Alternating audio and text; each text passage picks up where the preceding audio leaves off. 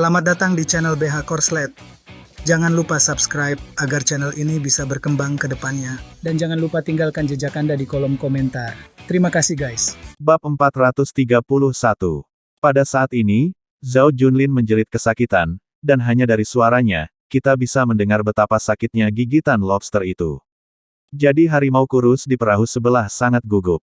Dia ingin melompat untuk memeriksa cedera Zhao Junlin, tapi dia khawatir melompati akan mempengaruhi Chen Ce dan Zhao Junlin dan menyebabkan perahu terbalik. Oleh karena itu, dia tidak melakukan ini. Dia hanya berdiri di atas perahu dan bertanya dengan cemas, "Ada apa? Ada apa, Guru Chen? Bagaimana keadaan Tuan?" Emas gemuk di tepi pantai bahkan lebih cemas, "Apa yang terjadi? Bagaimana udang karang ini masih bisa menyakiti orang? Harimau kurus, mari kita lihat bagaimana keadaan Tuan." Mendengar namanya, Chu Zengyi dan Qiu Bailu saling memandang, merasa mereka semakin nyaman satu sama lain. Lagi pula, secara umum, selain mereka yang ada di istana, berapa banyak orang di luar yang menyebut mereka tuan atau semacamnya. Dia pasti orang yang mulia di istana. Namun, belum bisa dipastikan sepenuhnya apakah dia adalah kaisar atau bukan. Tidak apa-apa, jangan panik. Aku telah membunuh udang karang, tetapi jari kaki saudara Zhao terjepit. Chen Ce memegang kaki Zhao Junlin dan melihatnya dari dekat, dan menganggapnya lebih indah. Kaki Zhao Junlin berwarna putih dan lembut, sekilas terlihat seperti tidak banyak berjalan, dan telapak kakinya berwarna kemerahan, biarkan saja jika Zhao Junlin menyatukan kedua kakinya, akan ada lubang yang sangat cocok di antara kedua kakinya. Aku tidak bisa memikirkannya lagi, sial, aku tidak bisa memikirkannya lagi. Meskipun kaki Zhao Junlin sangat indah, jika dia adalah kaisar, maka dia tidak bisa menjadi seorang wanita. Sial, dia masih memiliki kaki Adam, kenikmatan apel meski hanya sedikit, tidak kentara, tapi... Pikiran Chen Ce berada dalam kebingungan. Berpikir dalam hati, ada apa denganku? Bagaimana Anda bisa memikirkan seorang pria? Kecuali jika Zhao Junlin bukan laki-laki, tapi perempuan. Jika dia perempuan, itu masuk akal. Tapi masalahnya adalah, identitas Zhao Junlin tidak hanya tidak dapat ditentukan, tetapi jenis kelaminnya bahkan tidak dapat ditentukan, yang membuat Chen Ce sangat pusing. Dia melepas tang lobster dari jari kelingkingnya. Area yang terjepit itu agak putih. Ujung tang lobster itu menjepit sedikit luka di jari kakinya. Setelah Chen Ce melepas tang itu, tetesan darah berwarna merah cerah berbentuk bulat kecil tiba-tiba meluap dari lukanya. Sungguh, gambar ini sungguh mengharukan. Jika itu adalah kaki Qiu Yaoer, Chen Ce mungkin akan menciumnya tanpa ragu-ragu dan mendisinfeksi dengan mulutnya. Tapi ini milik Zhao Junlin. Tidak apa-apa jika dia seorang wanita, itu sepadan. Tapi jika Zhao Junlin adalah laki-laki, maka, itu dosa besar. Cuci saja dan akan baik-baik saja. Agak sakit, tapi sakitnya akan mereda. Chen Ce mencelupkan kaki indah itu ke sungai dan mencucinya hingga bersih. Terasa enak di tangan, lembut dan berdaging, ini adalah yang terbaik di dunia. Namun, agar tidak dicurigai, Chen Ce segera melepaskan kaki Zhao Junlin tanpa terlalu bernostalgia. Zhao Junlin sangat kesakitan hingga air mata keluar dari matanya. Dia memegang pengait perahu dan menghela nafas, saya tidak menyangka udang karang ini terlihat begitu kecil bisa menggigit orang. Sakit sekali. Ini satu yang masih kecil. Kalau yang besar, mungkin dia akan memotong jari kakiku.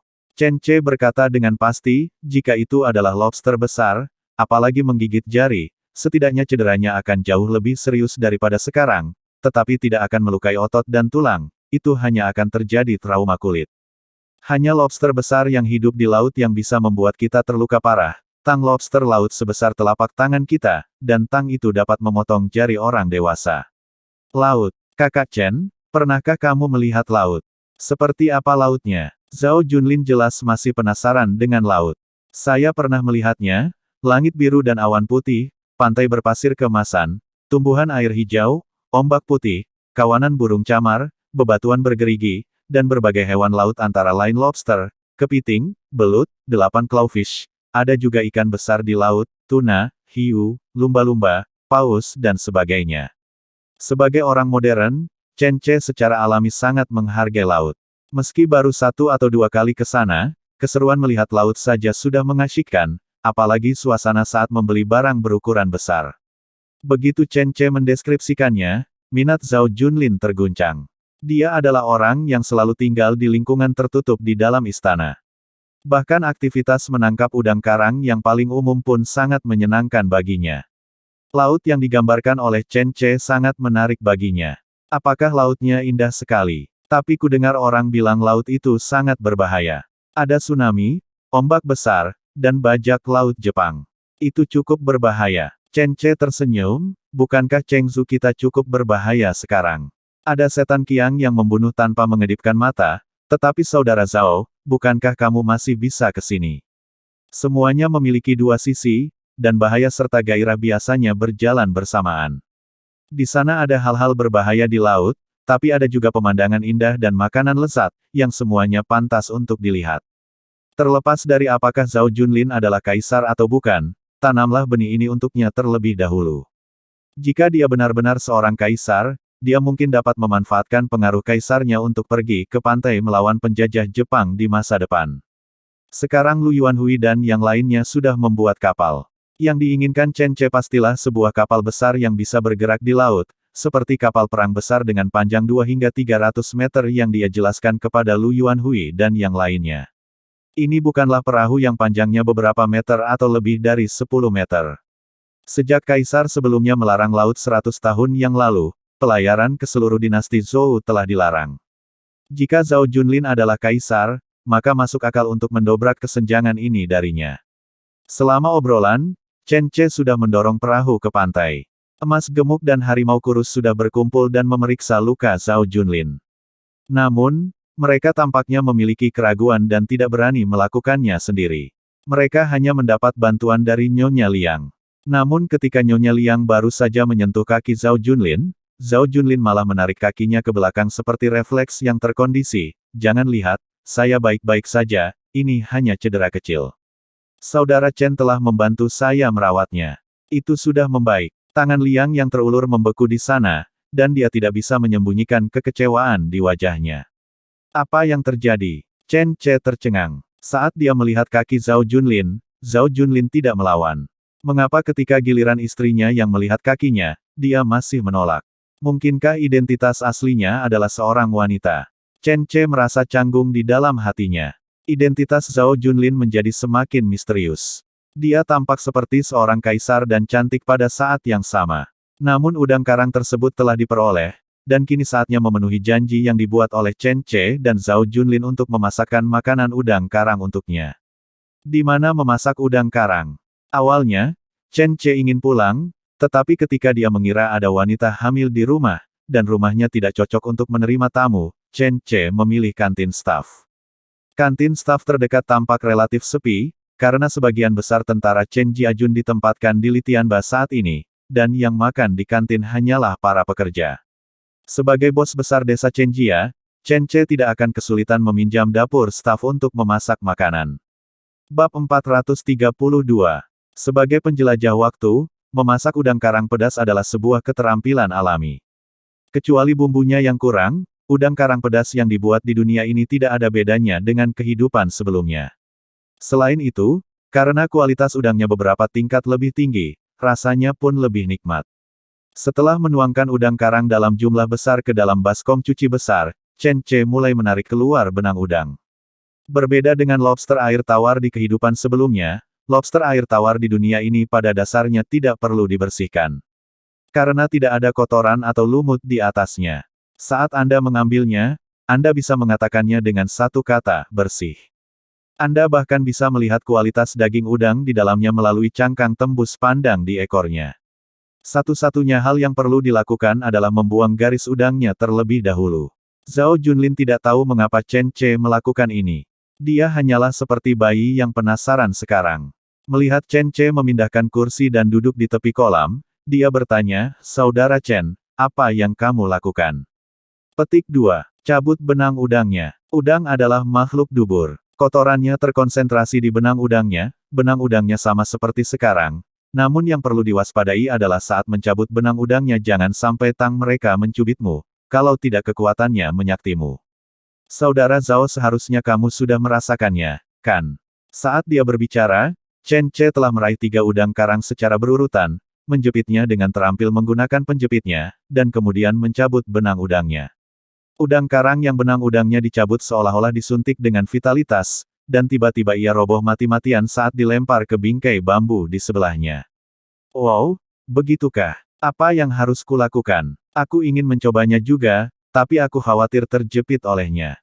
Mengingat rasa sakit karena jari kelingkingnya dicubit udang karang, wajah Zhao Junlin tiba-tiba berubah menjadi wajah pucat.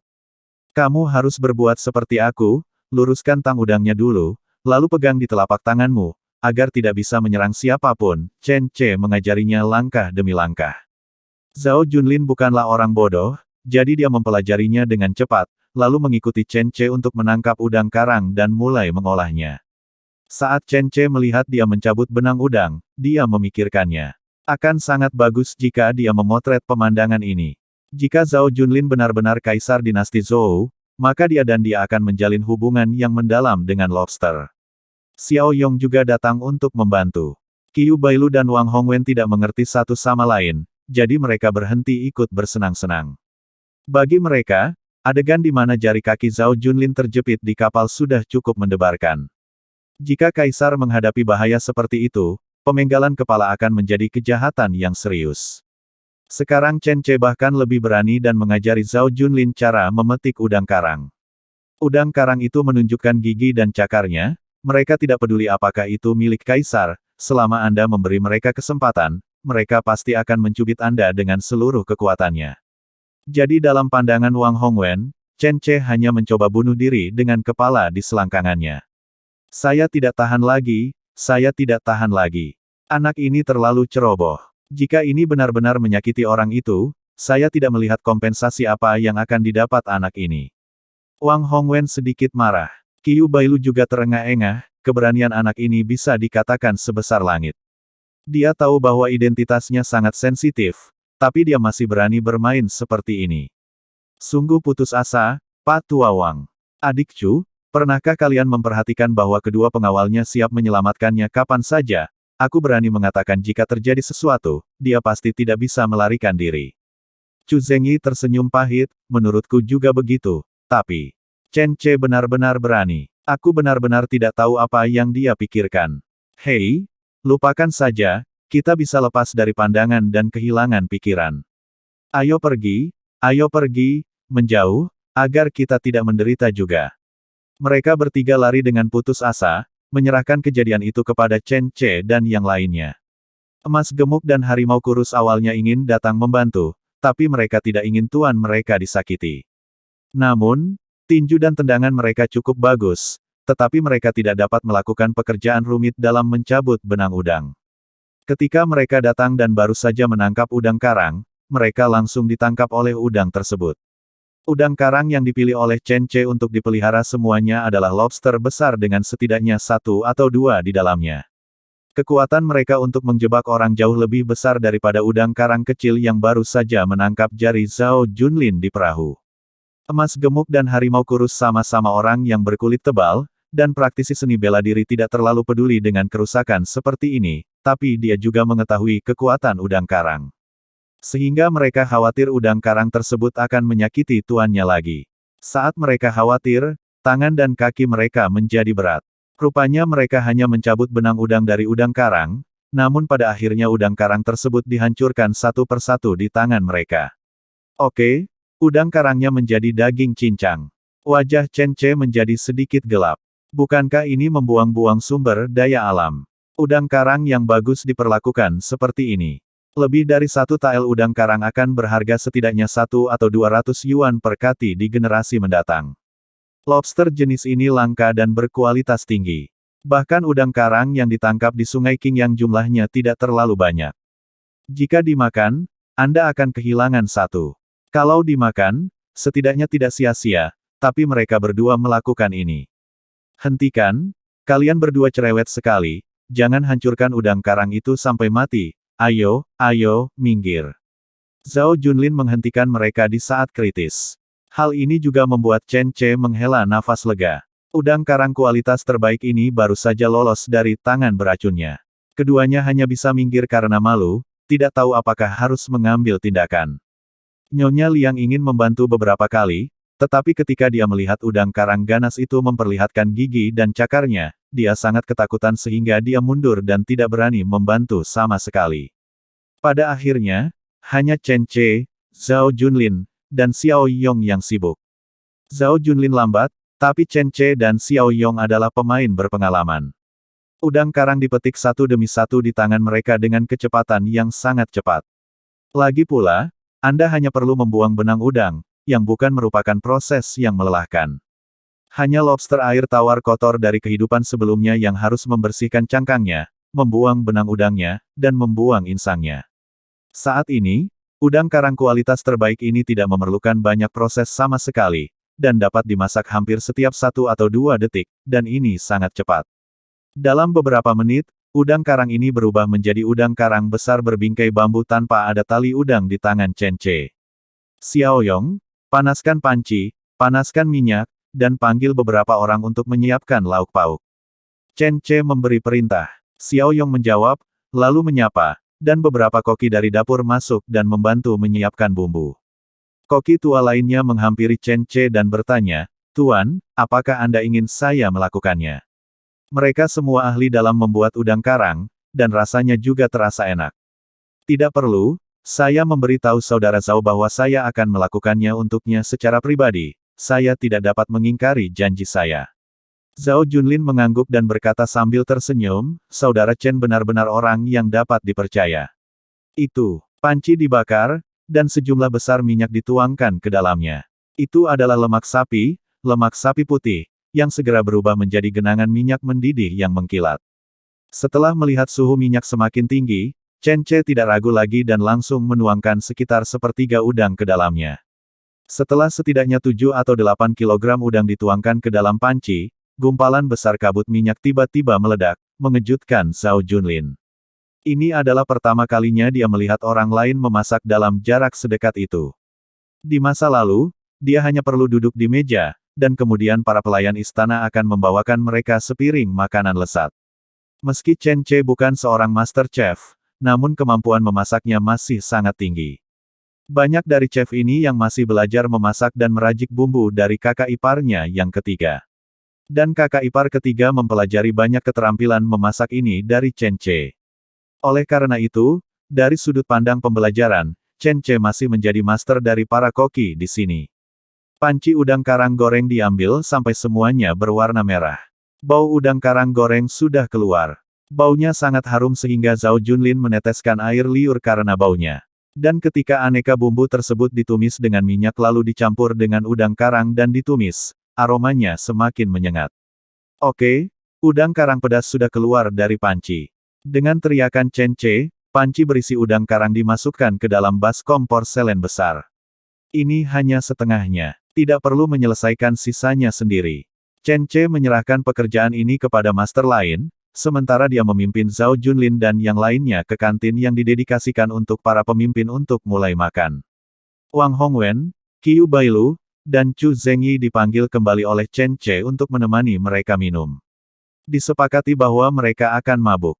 Setelah emas gemuk dan harimau kurus minum terlalu banyak, mereka dapat mengubah status mereka dari fakta bahwa mereka kencing sambil berdiri atau kencing sambil jongkok, dan dapat mengetahui apakah mereka kasim atau bukan. Jadi Wang Hongwen dan yang lainnya cukup aktif dan kembali segera setelah mereka berteriak. Namun ketika tiba waktunya makan, Chen Che dan yang lainnya berusaha sekuat tenaga untuk mengundang emas gemuk dan harimau kurus duduk dan makan, namun mereka menolak untuk makan apapun. Mereka harus tetap berada di sisi tuannya. Saudara Zhao, kedua saudara laki-lakimu ini tidak terlalu patuh. Mengapa mereka khawatir bahwa kondisi keamanan di desa Chenjia kami tidak cukup aman? Tidak bisakah kami melindungi keselamatanmu? Hahaha, kalian terlalu mengkhawatirkan hal ini. Keamanan di desa Chenjia kami cukup baik. Dan yang terkuat, 5.000 orang Qiang bahkan tidak mendapat keuntungan sedikit pun di desa kami sebelumnya. Datang dan duduk, kita semua duduk dan makan bersama, bercerita tentang pertempuran antara kami dan orang-orang Qiang pada waktu itu. Zhao Junlin tidak peduli dengan undangan Chen Che dan memberi isyarat agar mereka berdua duduk. Emas gemuk dan harimau kurus sama-sama tampak sedikit gelisah dan duduk di meja untuk makan di meja yang sama dengan tuan mereka. Ini adalah sesuatu yang bahkan tidak pernah berani mereka pikirkan sebelumnya. Bab 433. Chen Che dan Zhao Junlin duduk bersebelahan di kursi utama, diikuti oleh Wang Hongwen dan Qiu Bailu. Langkah selanjutnya adalah Xiao Yong dan Chu Zengyi, dan emas gemuk dan harimau kurus hampir duduk berhadapan, namun meski begitu, mereka masih sedikit gelisah dan tidak berani mengambil makanan dengan sumpit.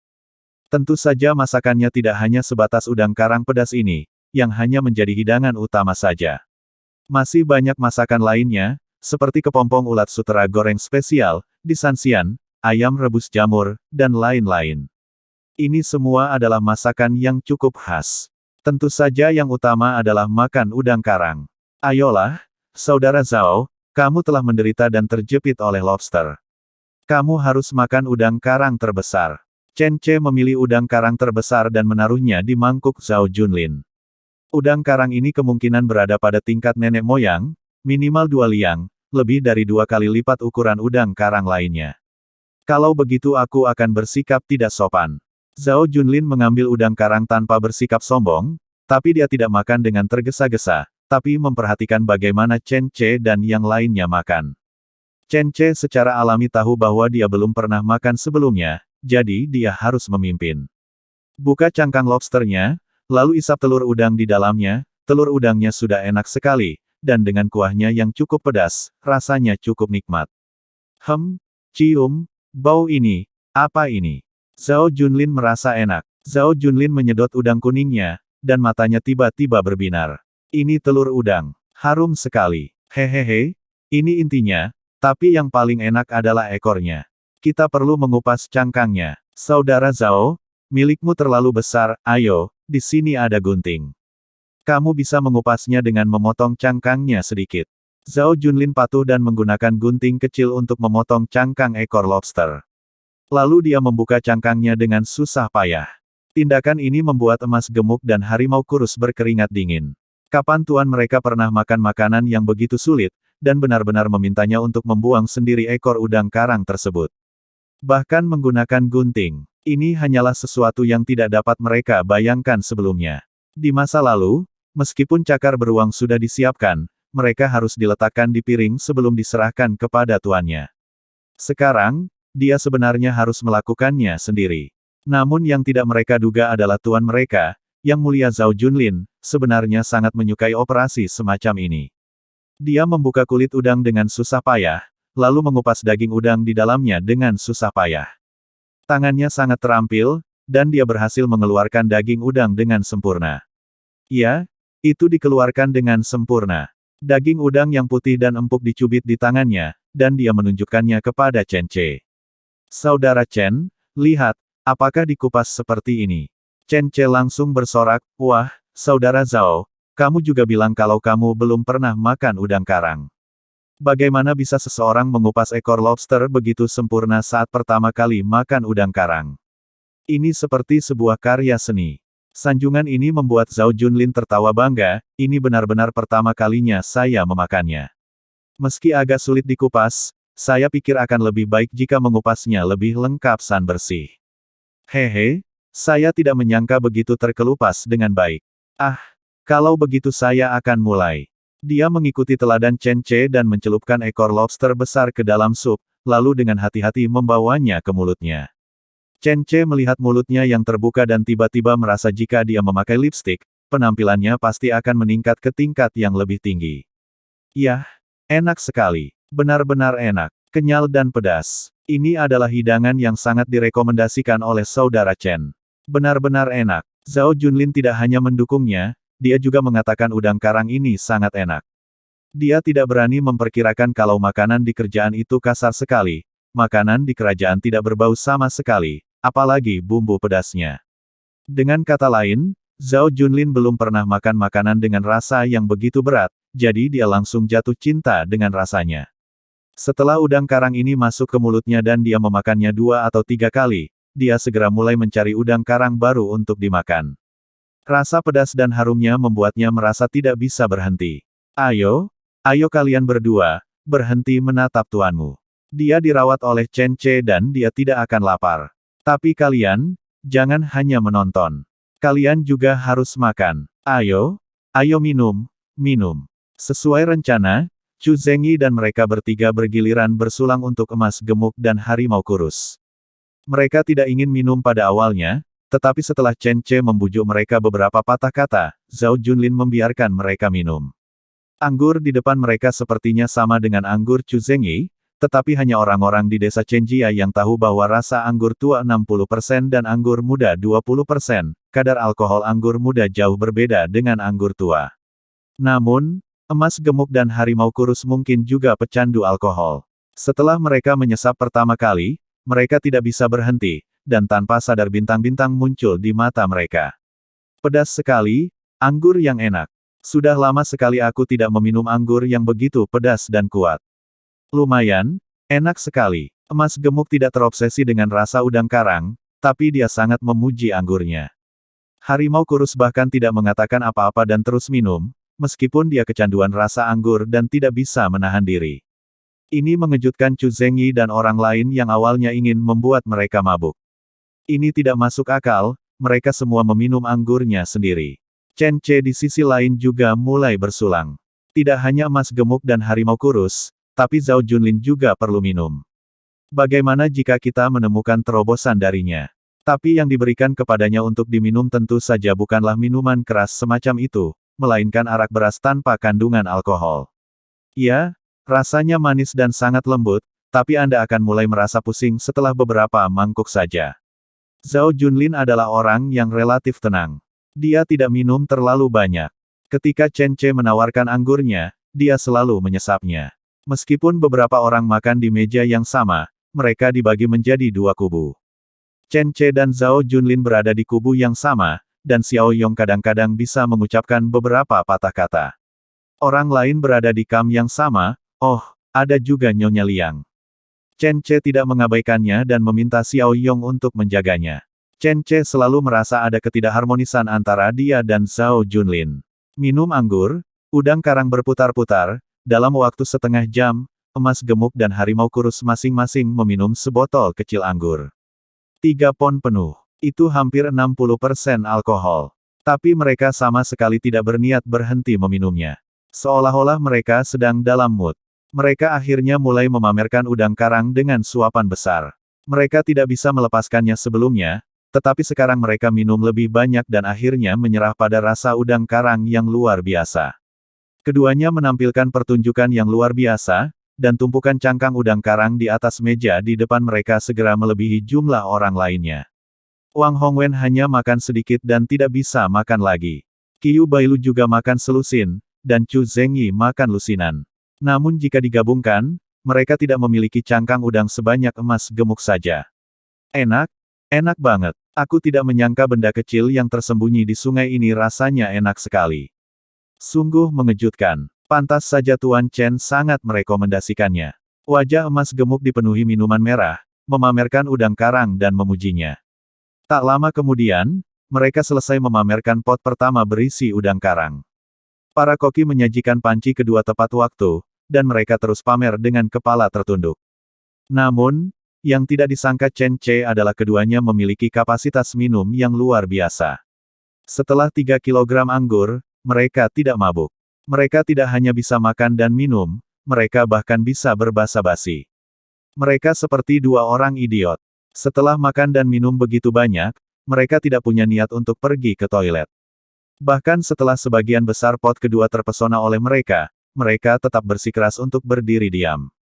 Chen Ce sendiri tidak tahan lagi, dia juga meminum banyak wine, dia juga meminum wine beras, lalu menuangkan wine untuk Zhao Junlin dari toples wine yang sama. Saat itu, Chen Ce juga memperhatikan kedua pria tersebut, emas gemuk, yang sedang menatap ke arah Chen Ce, karena takut Chen Ce akan meracuni tuannya sampai mati. Mereka merasa lega setelah melihat Chen Ce dan Zhao Junlin meminum anggur yang sama. Tepat ketika Chen Ce tidak bisa bertahan lebih lama lagi dan hendak pergi ke toilet untuk buang air, tiba-tiba, Zhao Junlin tidak bisa bertahan lagi. Chen, kakak Chen, aku harus pergi ke toilet dulu. Chen Ce sangat gembira dan berdiri untuk membantunya, ayo, saudara Zhao, ayo pergi bersama. Kata-kata ini membuat emas gemuk dan harimau kurus sebagian besar sadar. Keduanya berdiri di saat yang sama dan ingin bergegas ke depan, namun mereka merasa pusing beberapa saat. Lebih dari 3 kilogram anggur tua dengan kandungan alkohol hampir 60% bukanlah pusing biasa.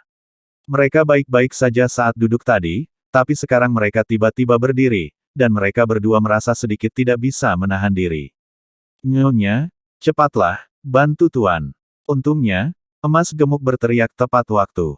Nyonya Liang berkata oh, lalu berdiri dan berlari untuk mendukung Zhao Junlin. Zhao Junlin mendorong Chen Ce, saudara Chen, tunggu aku di sini.